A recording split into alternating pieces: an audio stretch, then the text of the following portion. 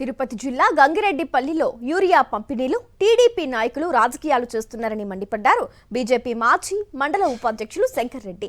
TDP నాయకులు చెప్పిన వారికే యూరియా పంపిణీ చేస్తున్నారని ఆగ్రహం వ్యక్తం చేశారు. సాధారణ రైతులకు అన్యాయం జరుగుతోందని ఆవేదన వ్యక్తం చేశారు. అన్యాయాన్ని అరికట్టేందుకు నియోజకవర్గ వ్యాప్తంగా నిరసన చేపడతామన్నారు. బీజేపీ పెట్టిన భిక్షతోనే చంద్రబాబు పరిపాలన చేస్తున్నారని విమర్శించారు శంకర్ రెడ్డి. మేము తెలుగుదేశం వాళ్ళకే ఇచ్చుకుంటాము, వాళ్ళు చెప్తేనే ఇస్తాము, లేకపోతే లేదు అని బేగాలు వేసుకొని మాకు రెస్పాన్స్ లేదు. అంటే గవర్నమెంట్ వాళ్ళది ఉండదా మాది ఉండదా? గవర్నమెంట్ మేము పెడితేనే కదా కింద ఉండేవాడికి.